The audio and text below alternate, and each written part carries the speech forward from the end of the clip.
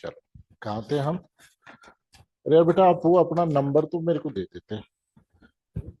हाँ, वो क्लास का तो इन्फॉर्मेशन हो जाए ना आपको। अच्छा, ऐड हो ना आप? बस तो फिर ठीक। एक एक मैंने एक फोरम डाला है क्लास का। वो फोरम भर देना, फिर मैं उसी से ग्रुप बनाऊंगा, फिर आगे की क्लास अपन उसी ग्रुप में लेंगे, है ना?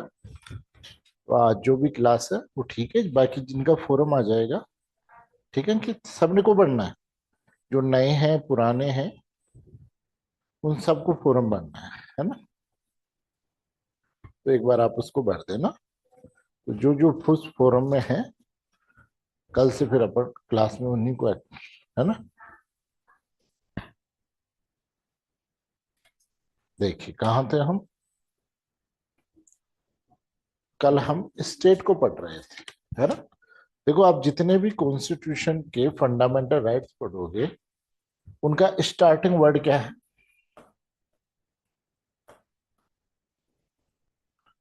क्या है? स्टेट। तो क्या है वर्ड? स्टेट, राज्य। यानी फंडामेंटल राइट किसके विरुद्ध मिला हुआ है? आप पढ़ो तो केवल आर्टिकल 17 और 22, सॉरी 24, 12 और 17 और 24, दो फंडामेंटल राइट ऐसे हैं जो स्टेट और व्यक्ति दोनों के विरुद्ध से आपको अवेलेबल है। आगे बात समझ? तो फंडामेंटल राइट का एनफोर्स किसके अगेंस्ट कराया जा सकता है? स्टेट के अगेंस्ट कराया जा सकता है। आगे बात। तो है क्या?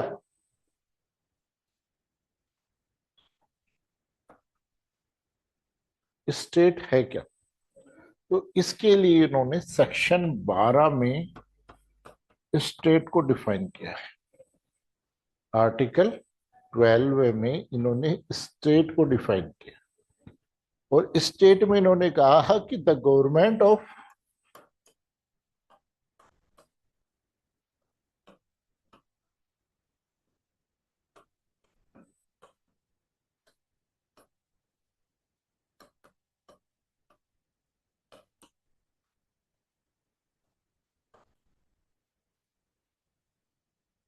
गवर्नमेंट ऑफ इंडिया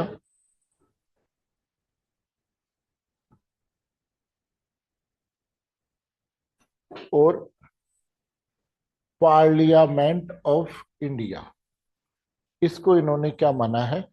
स्टेट माना है। यानी भारत की संसद और भारत सरकार क्या है? इन्होंने पहला।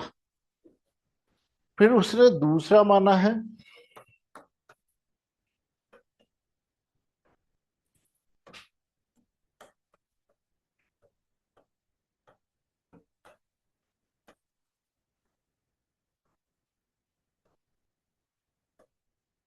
एंड द लेजिस्लेशन,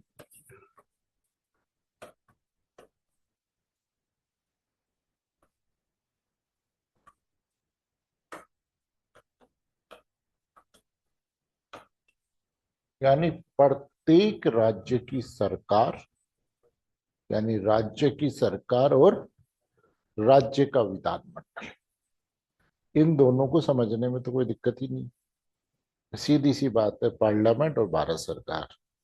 और दूसरा, राज्य सरकार और राज्य विधानमंडल। दो हो गए। अब एक बात बताओ, क्या कोई रिट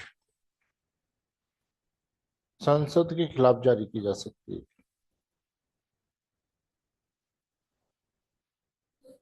यानी सुप्रीम कोर्ट ऐसा कोई डायरेक्शन दे सकता है क्या कि संसद ये कानून बनाए?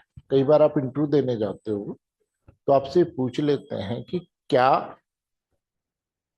संसद को या राज्य विधानमंडल को सुप्रीम कोर्ट ये डायरेक्शन दे सकता है क्या कि आप ये कानून बनाओ? दे सकता है। मैंडामस की रिट में भी यही लिखा हुआ है कि लेजिस्लेशन को मैंडामस की रिट जारी नहीं कर सकती। जितने भी सुप्रीम कोर्ट के डिसीजन हुए, वे सुप्रीम कोर्ट के क्या हुए हैं, डिसीजन हुए हैं। उन डिसीजनों में जैसे मान लीजिए कोई सा भी डिसीजन हुआ है, उसमें जैसे मान लीजिए एक केस आया, Mohinder Chawla versus union of India 2016 का। इस केस में सुप्रीम कोर्ट ने ये कहा कि भाई जो विटनेस है उनका प्रोटेक्शन किया जाना चाहिए, और प्रोटेक्शन के लिए मोहिंदर चावला के केस के जजमेंट में सुप्रीम कोर्ट ने एक एक्ट बनाया। किसके संबंध में, प्रोटेक्शन के संबंध, विटनेस प्रोटेक्शन के संबंध। और साथ में नीचे ये लिखा कि जब तक संसद कानून नहीं बना देती तब तक तो ये एनफोर्स में रहेगा। बाकी संसद को उन्होंने क्या किए, डायरेक्शन दिए। डायरेक्शन का मतलब ऑर्डर नहीं, कि आप इस संबंध में भी कानून बनाए, निर्देश। इसी प्रकार आज का एक नया सब्जेक्ट है, कौन सा, लेटेस्ट का जो सब्जेक्ट है, कौन सा, समान सिविल संहिता। ठीक, समान सिविल संहिता के संबंध में सबसे पहले 1996 में सबसे पहले रिट लगी। ठीक है, इसमें कल्याणी संस्था थी, उसकी अध्यक्ष ने रिट लगाई थी कि उन्होंने ये कहा कि साहब, हिंदू एक शादी कर सकता है, मुसलमान दो शादी कर, चार शादी कर सकता है। जो हिंदू है वो केवल शादी करने के लिए मुसलमान बन रहे, इससे इस कानून का क्या हो रहा है, दुरुपयोग हो रहा है। तो सुप्रीम कोर्ट ने ये कहा कि केवल शादी के पर्पज से कोई हिंदू मुस्लिम में कन्वर्ट हो रहा है तो वो बाइगेमी का दोषी, देव विवाह का दोषी होकर। साथ में इन्होंने संसद को डायरेक्शन दिया कि आप आर्टिकल 44 के एन फोर्स में समान सिविल संहिता बनाई, ऑर्डर नहीं की। तो आपसे कई बार सुप्रीम इंटरव्यू देने जाते हो तो वो कहता है कि यार जब ये स्टेट की परिभाषा में आता है, कौन, पार्लियामेंट और लेजिस्लेशन, स्टेट लेजिस्लेशन, तो ये उन्हें आदेश क्यों नहीं दे सकता कि भाई आप कानून बनाओ।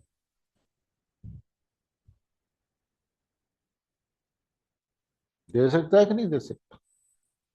तो ध्यान रखना, डायरेक्शन नहीं दे, ऑर्डर नहीं कर सकता, लेकिन स्टेट की परिभाषा में इसलिए आते हैं कि जैसे कोई भी कानून बना और आर्टिकल 21 का वोल्यूशन कर रहा है तो सुप्रीम कोर्ट क्या करेगा, अनकॉन्स्टिट्यूशनल कर दे। तो इनडायरेक्टली पार्टी कौन है, इनडायरेक्टली पार्टी कौन है, पार्लियामेंट। अगर पार्लियामेंट को स्टेट की डेफिनेशन में नहीं डालते तो फिर पार्लियामेंट सुप्रीम हो जाती, कि उसके किसी भी कानून को आप क्या नहीं कर सकते थे, अनकॉन्स्टिट्यूशनल डिक्लेयर नहीं कर सकते।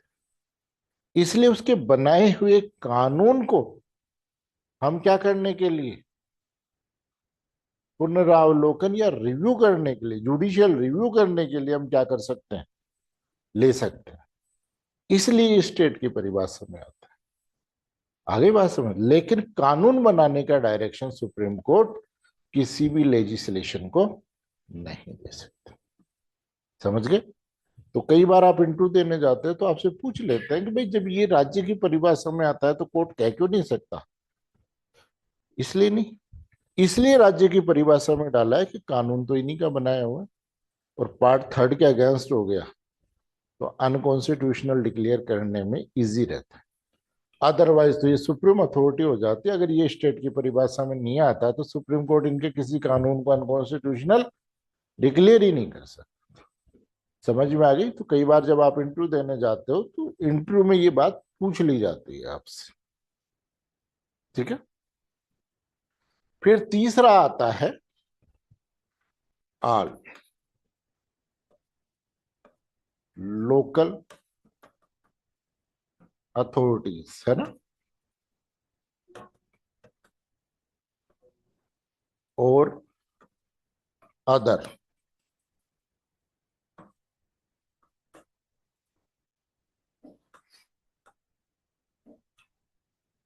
Local and other authorities. एक मिनट है नाजिर। हाँ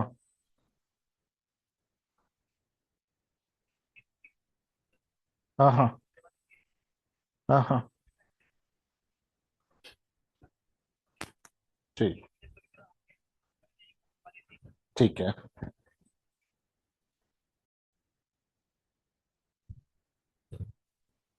हाँ फिर कहाँ थे हम कि all local and other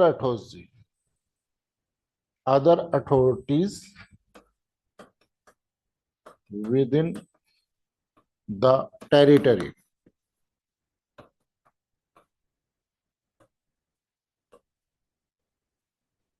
of India. All local and other authorities within the territory of India. और चौथा आल लोकल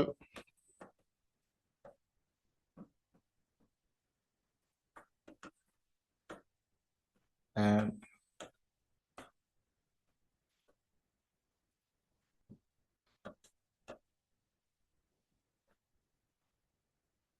अंडर कंट्रोल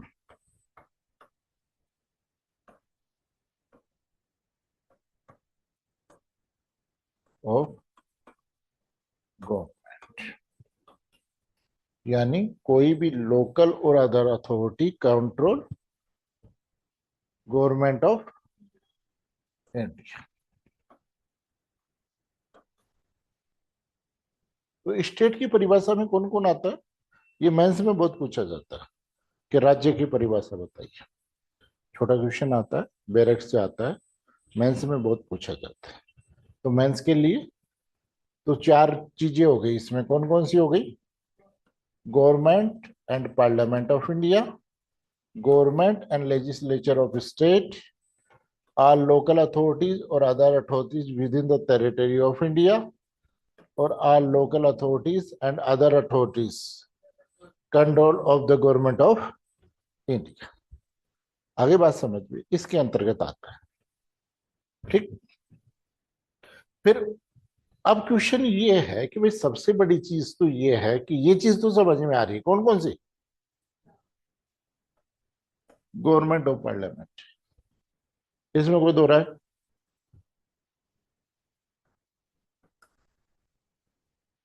इसमें अब क्वेश्चन क्या है कि local authorities and other authorities हम किसे कहेंगे? आगे बात समझ में। यानी लोकल प्राधिकरण, स्थानीय प्राधिकरण और अन्य प्राधिकरण हम किसे कहेंगे? तो सबसे पहली बात ये बताओ कि आप अथॉरिटीज किसे कहोगे, प्राधिकरण किसे कहोगे? क्या होगा प्राधिकरण? भाई लोकल और अदर तो बात की बात है।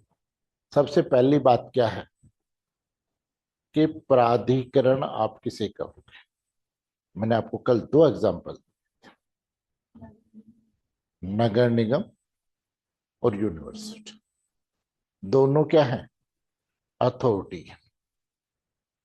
आगे बात समझ में। तो दोनों में क्या फर्क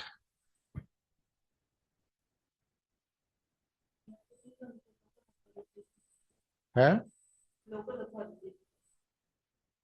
हाँ हाँ।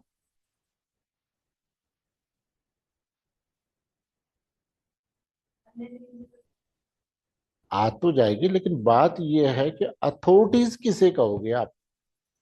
कि प्राधिकरण क्या होता है, प्राधिकरण क्या होता है, अथॉरिटीज आप किसे कहेंगे?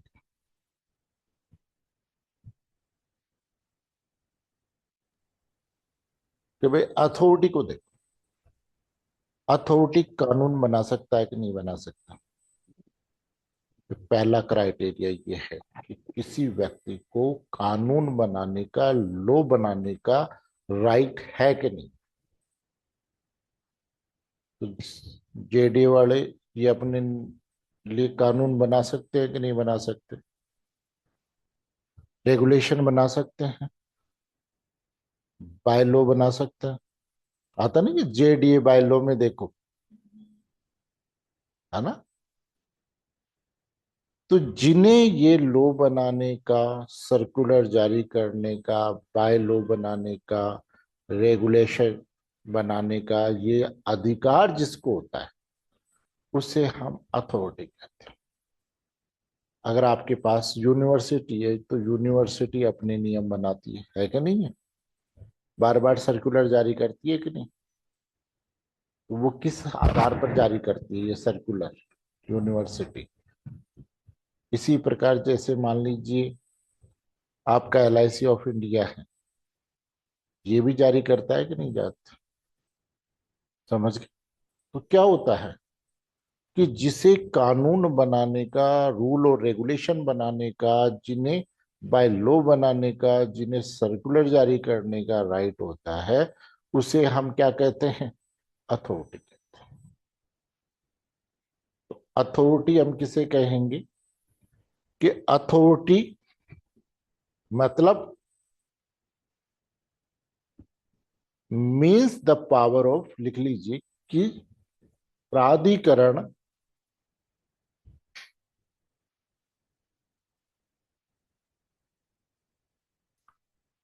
से तात्पर्य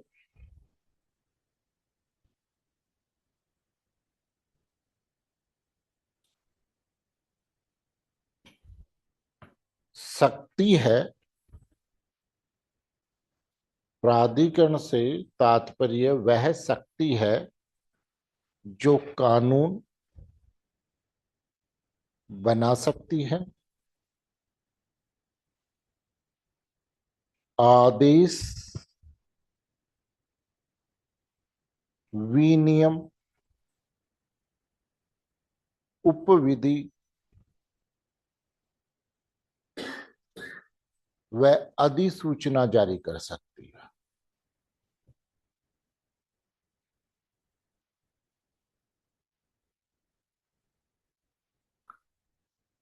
और जो कानून से,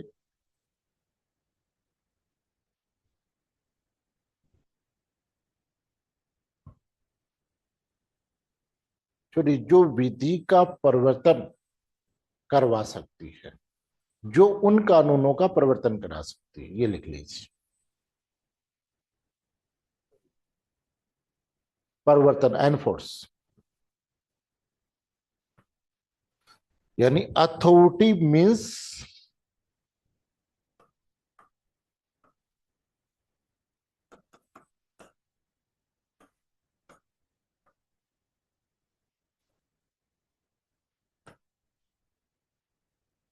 authorities means to make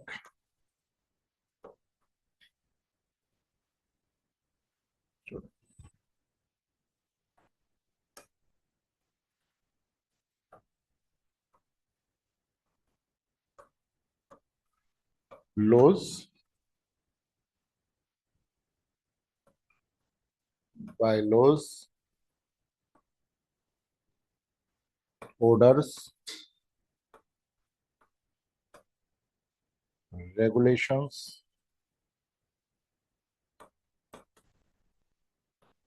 इसको रूल्स एंड रेगुलेशंस कर दो, रूल्स एंड रेगुलेशंस, नियम, नियम और विनियम, notification,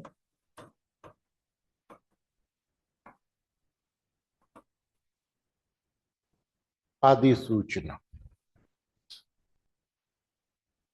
ETC,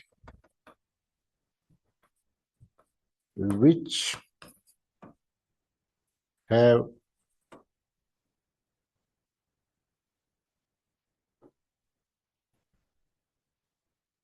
the force of law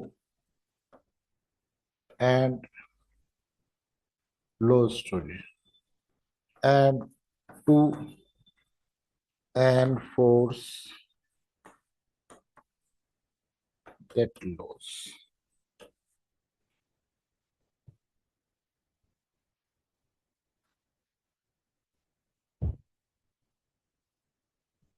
कि वह अथॉरिटी का मतलब हो गया जिसे कानून बनाने नोटिफिकेशन जारी करने का राइट है, और जो उस कानून से एनफोर्स यानी फोर्स है, जिसके पास कानून की शक्ति है, और जो उस कानूनों को क्या करा सकता है, परिवर्तन करा सकता है, एनफोर्स करवा सकता है। आगे बात समझ में। फिर तीसरा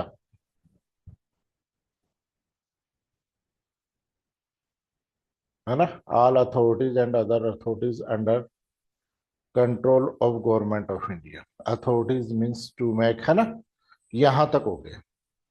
उसके बाद में फिर आ जाइए नेक्स्ट, लोकल अथॉरिटीज और अदर अथॉरिटीज में क्या फर्क है।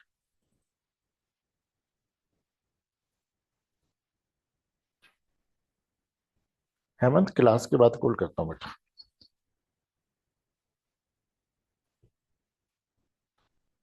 अथॉरिटीज और लोकल अथॉरिटीज में क्या अंतर है? तो लोकल अथॉरिटीज किसे कहेंगे? लोकल अथॉरिटीज किसे कहेंगे?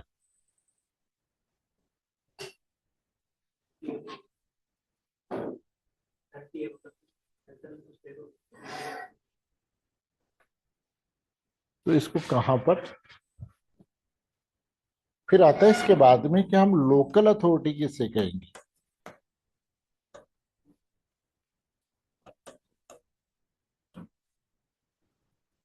लोकल अथॉरिटीज क्या होगा? तो लोकल अथॉरिटीज को section 3 sub clause 31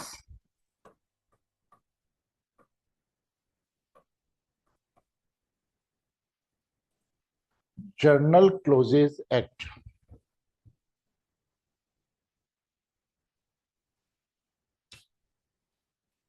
general clauses act में दी।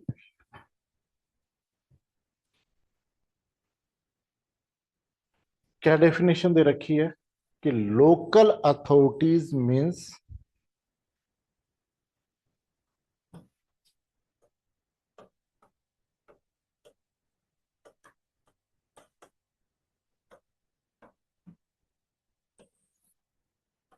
सबसे पहले म्युनिसिपैलिटी, म्युनिसिपैलिटी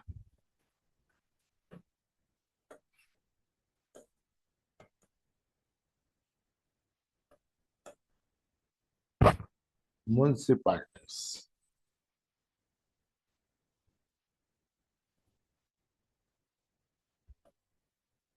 दूसरा पंचायत,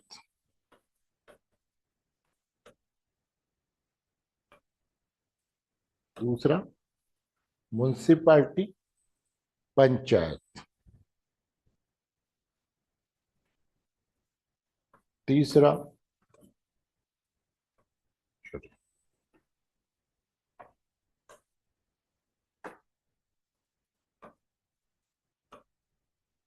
इम्प्रूवमेंट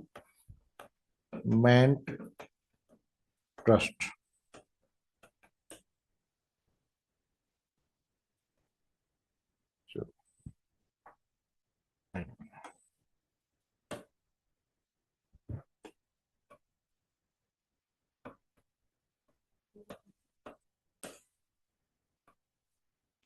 इम्प्रूवमेंट ट्रस्ट,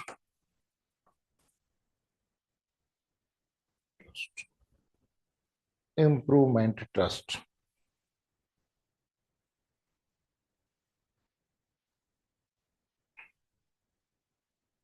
ये कौन सी होती है इम्प्रूवमेंट ट्रस्ट?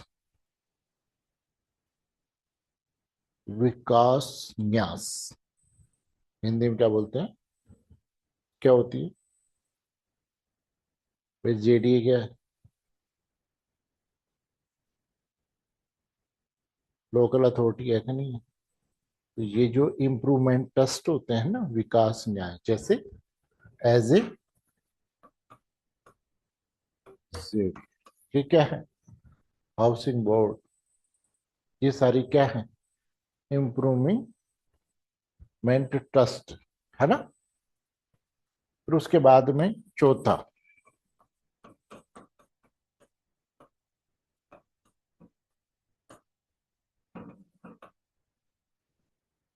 सेटलमेंट बोर्ड,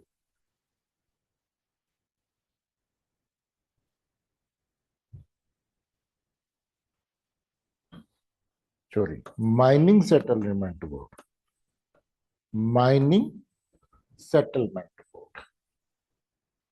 और इस डेफिनेशन को इन्होंने कंप्लीट नहीं माना और उसके बाद में अन्य और अन्य, ये डेफिनेशन किसकी दे दी? Local authority. ठीक। अब लोकल अथॉरिटी और अदर अथॉरिटी में क्या फर्क है? What is the difference between local authority और अदर अथॉरिटी? क्या अंतर?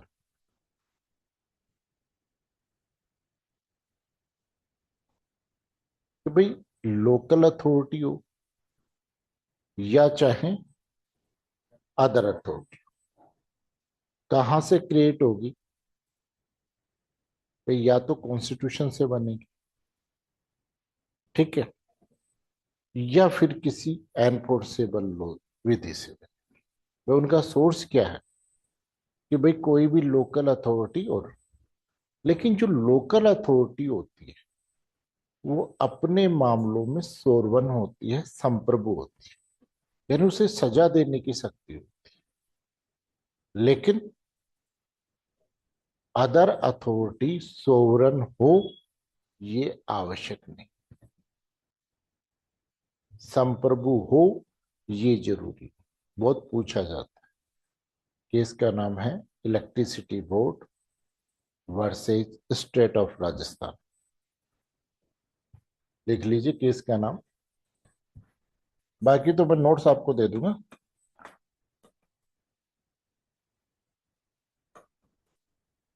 Electricity board Rajasthan versus Mohan Lal, AIR 1967। ठीक है।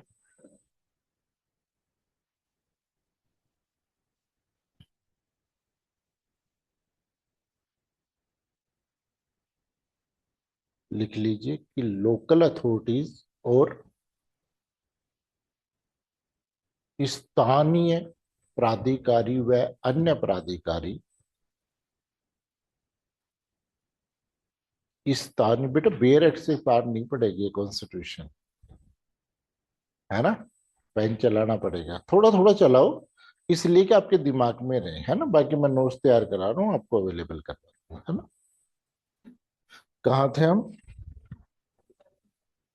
स्थानीय प्राधिकारी और अन्य प्राधिकारी में क्या है अंतर? कि स्थानीय प्राधिकारी और अन्य अधिकारी क्रिएट किसके द्वारा होते हैं?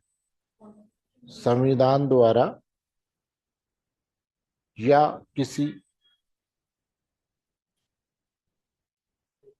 स्टेट्यूट, है ना, संविधि के द्वारा होती है।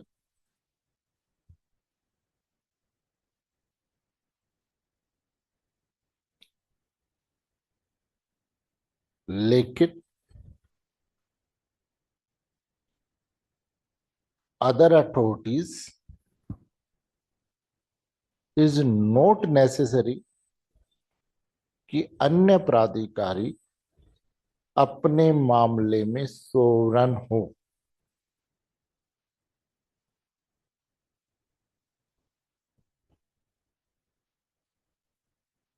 यह है आवश्यक, यानी सोवरन फंक्शन करता हो ये जरूरी नहीं,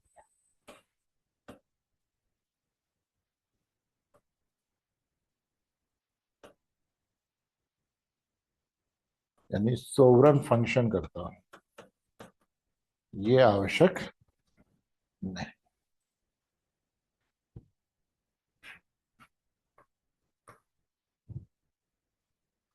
करता हो ये आवश्यक नहीं।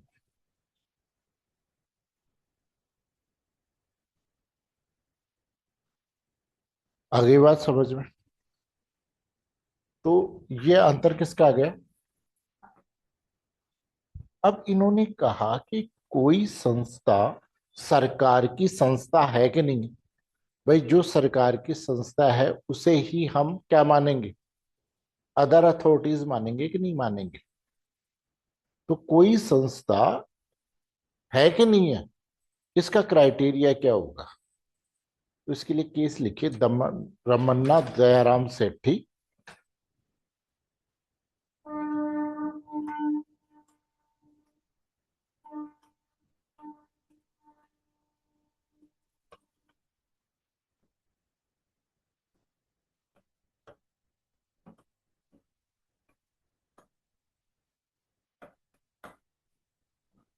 रमन्ना सर एक बार दयाराम।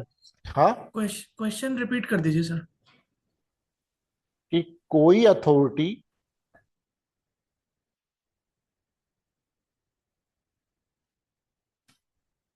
अथॉरिटी मत लिखो, आप ये लिखो कोई संस्था सरकार की एजेंसी या इंस्ट्रूमेंट है या नहीं है। सरकार की संस्था या एजेंसी है या नहीं है, इसका क्राइटेरिया क्या है।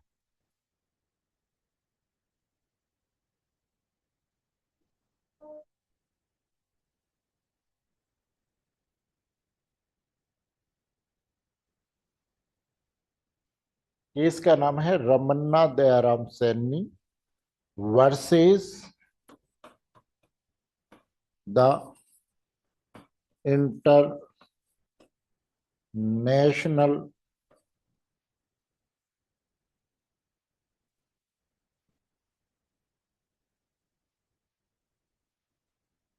एयरपोर्ट अथॉरिटीज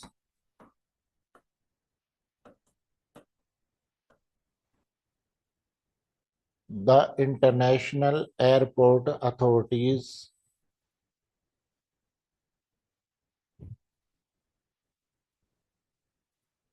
ऑफ इंडिया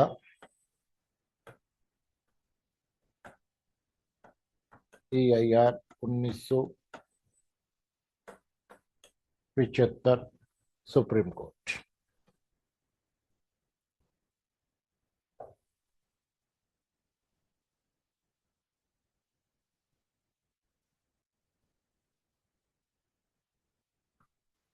देखिए इस केस में सुप्रीम कोर्ट ने कुछ प्रिंसिपल्स लेट डाउन किए कि कोई बॉडी या अथॉरिटी गवर्नमेंटल है या गवर्नमेंटल इंस्टीट्यूशन या एजेंसी है कि नहीं है, कैसे क्राइटेरिया। तो इन्होंने ये कहा कि सबसे ये पहले ये देखेगा कि उसका फाइनेंशियल सोर्स क्या है, रुपया कहां से आ रहा है उसके पास। नहीं, रुपया अगर सरकार से आ रहा है तो वो किसकी, सरकार। फिर इनको कहा साहब दूसरा क्राइटेरिया कि ये देखो कि उस पर सघन कंट्रोल किसका है।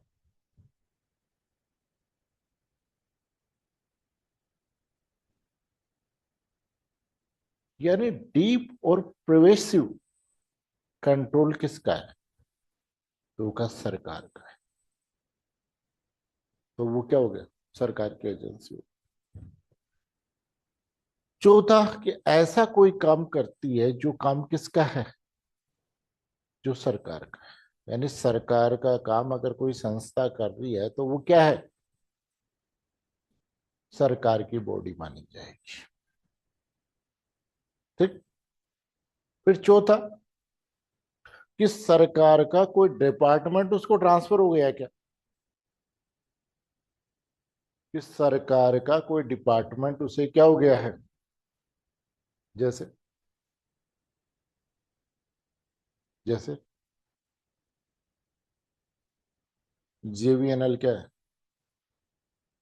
जयपुर विद्युत वितरण निगम लिमिटेड क्या है, पहले क्या था,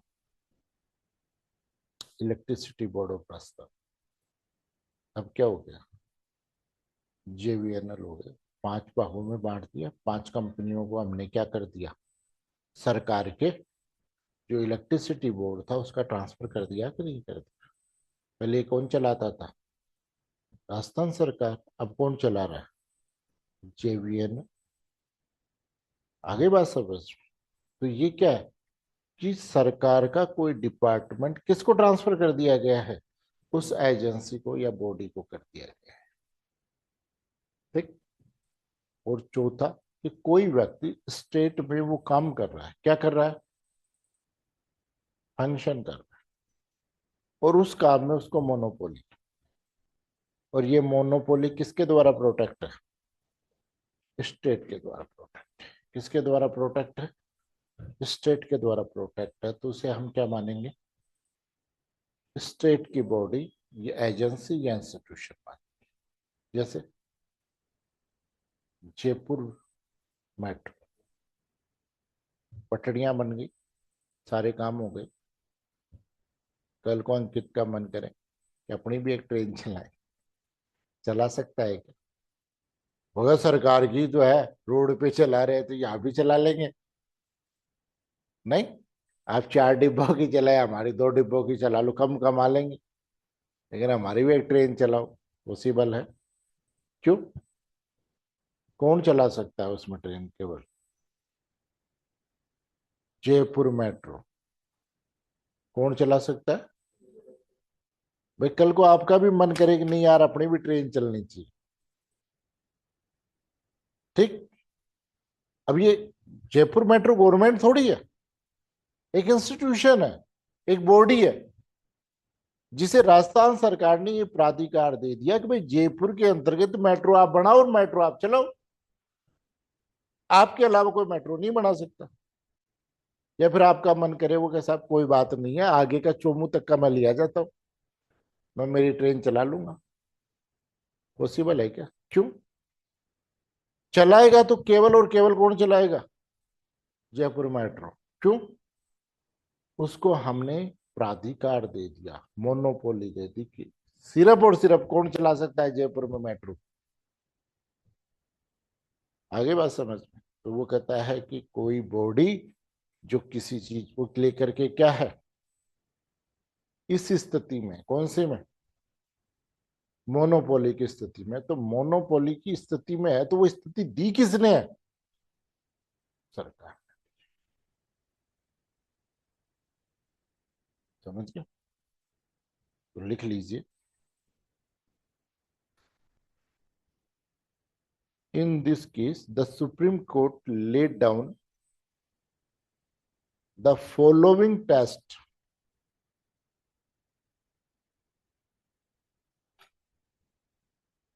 whether a body is an agency or instrumentally of government, कि इस मामले में उच्चतम न्यायालय ने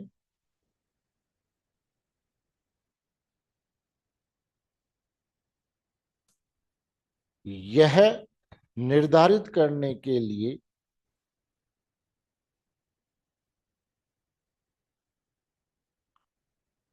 कि कोई संस्था सरकार की एजेंसी या उसकी संस्थाएं हैं या नहीं है, उसका निर्धारण निम्नलिखित तरीके से किया जाएगा।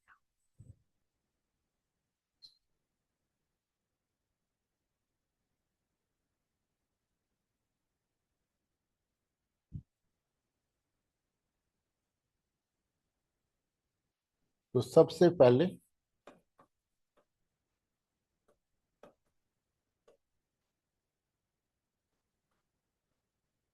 फाइनेंशियल सोर्स,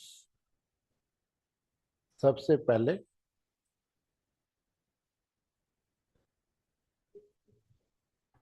सबसे पहले तो कौन सा आ गया, फाइनेंशियल सोर्स आ गया। इस फाइनेंशियल सोर्स किसके द्वारा दिया हुआ है, सरकार के द्वारा दिया गया है।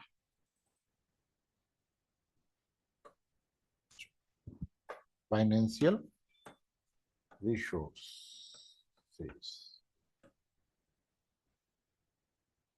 कि पहला फाइनेंशियल रिसोर्सेज किसके द्वारा है? Financial resources of the state is main funding source.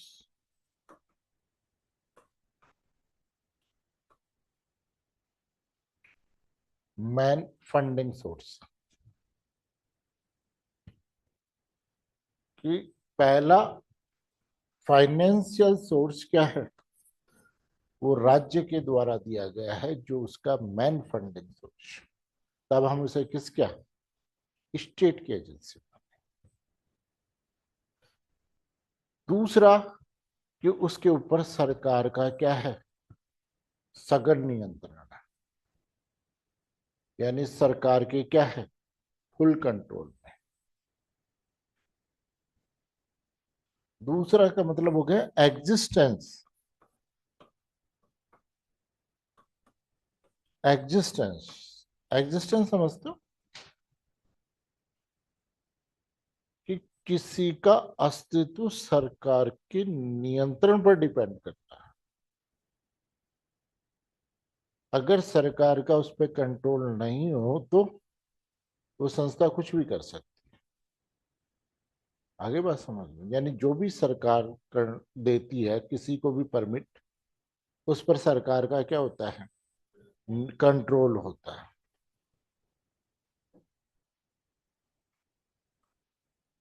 Existence of deep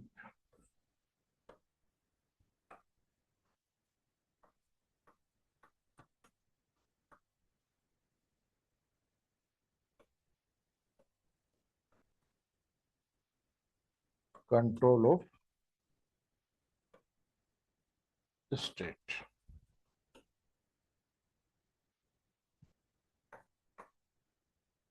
control of state.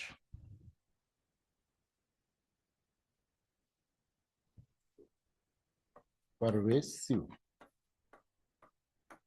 Control of state, यानी सरकार का जिस पर सघन नियंत्रण है। फिर उसके बाद में आता है ऐसा कोई कार्य करते हैं। तीसरा कि संस्था ऐसा कार्य करती है जो केवल सरकार या राज्य द्वारा ही किया जाता है। Functioning functioning character being governmental इन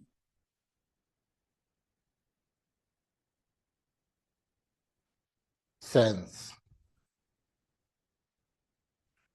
और चौथा A department of government is, यानी सरकार का कोई विभाग उस संस्था को ट्रांसफर कर दिया गया है।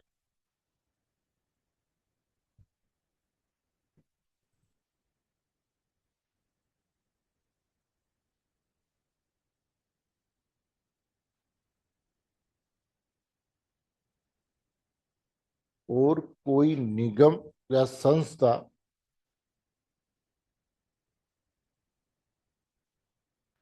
मोनोपोली की स्थिति में है, यानी एकाधिकार की स्थिति में है। Whether the corporation enjoy monopoly status,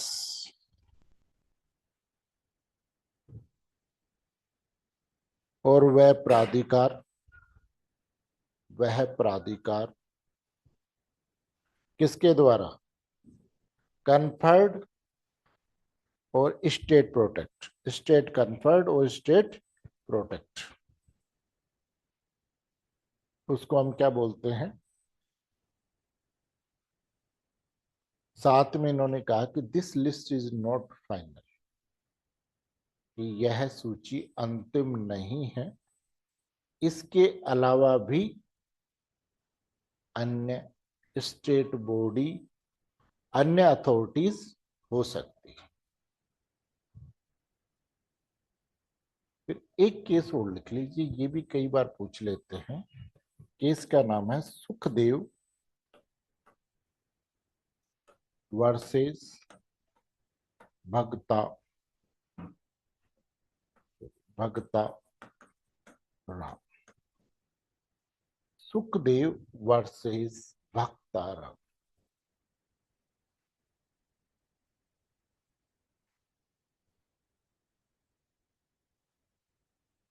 इस केस में सुप्रीम कोर्ट ने ये कहा कि LIC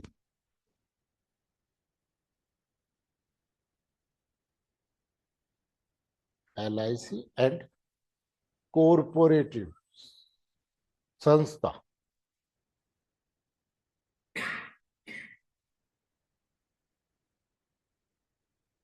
यानी सहकारी समिति है ना, कोऑपरेटिव इंस्टीट्यूशन यानी सहकारी समिति स्टेट की परिभाषा में आती है, इंक्लूड इन स्टेट डेफिनेशंस, राज्य की परिभाषा में आती है। एक केस और लिख लीजिए, केस का नाम लिखिए NCERT versus Chandra Mohan Khanna. NCERT versus Chandra Mohan Khanna. देखिए एनसीआरटी स्टेट की डेफिनेशन में नहीं आती। इस केस में क्या कहा, एनसीआरटी स्टेट की डेफिनेशंस में नहीं आती है।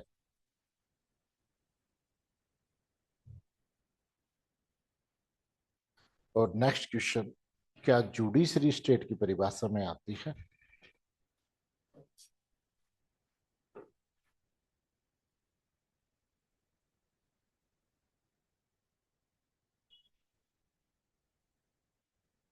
आती है कि नहीं आती?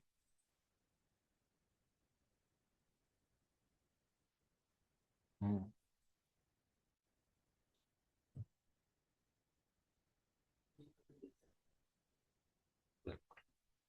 कि Naresh versus state of Maharashtra,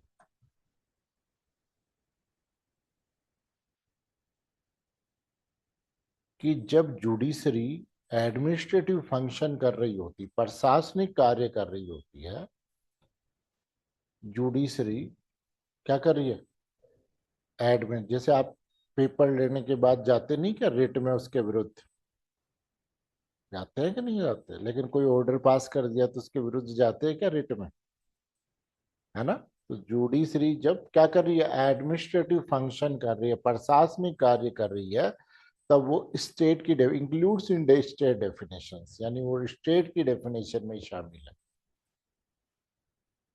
लेकिन बट अगर ये जुडिशियल वर्क कर रही है तो स्टेट की डेफिनेशन में इंक्लूड नहीं होती।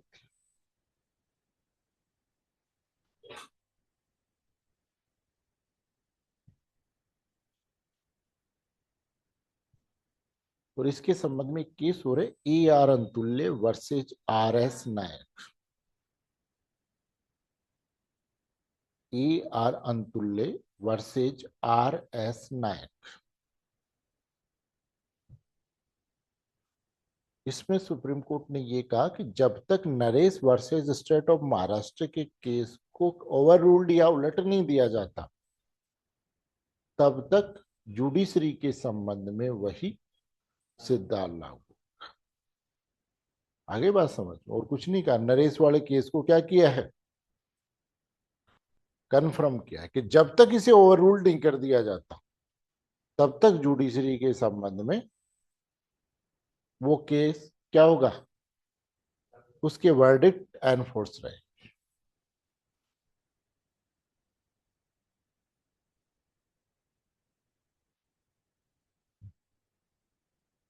समझ गए? तो सबसे पहले स्टेट की definition, other authorities, local authorities और इनका डिफरेंस क्या क्या होते हैं, और अदर अथॉरिटीज का क्राइटेरिया क्या क्या है। इसके 5 क्राइटेरिया हैं। कहाँ बताए, रमन्ना दयाराम सिटी, कि भाई पैसा कहाँ से ले रहा है, सरकार का उस पर नियंत्रण है, आ रही बात समझ में? तीसरा, ऐसा कोई काम करता है जो सरकार कर रही होती है, सरकार का कोई डिपार्टमेंट ट्रांसफर हो गया है और ऐसे कोई काम के लिए मोनोपोली की स्थिति में है, और वो मोनोपोली किसके द्वारा? सरकार के द्वारा दिया गया है, प्रोटेक्टेड है। उसको हम क्या बोलते हैं? ये 5 चीजें। फिर उनका की लिस्ट फाइनल नहीं है, लेकिन ये तो है ही, और भी हो सकता है। आगे तो ये आपकी क्या होगी? सेक्शन 12 के अंतर्गत किसकी? स्टेट की डेफिनेशन कंप्लीट। उसके बाद में सेक्शन 13 में कुछ प्रिंसिपल्स दिए हुए, सॉरी आर्टिकल 13 में, है ना? ये आर्टिकल 12 हो गया। आर्टिकल 13 में कुछ प्रिंसिपल्स दिए हुए, और जब आप इन देते हो, मेंस का पेपर देते हो, तो आपसे पूछते हैं कि संविधान के इंटरप्रिटेशन के सिद्धांत बताइए, या कई बार ये भी पूछते हैं कि भाग 3 में संविधान के इंटरप्रिटेशन के प्रिंसिपल्स बताइए कि कौन कौन से प्रिंसिपल्स, है ना? इन प्रिंसिपल्स को अपन कल देखें। 5 मिनट बाद में फिर अपन,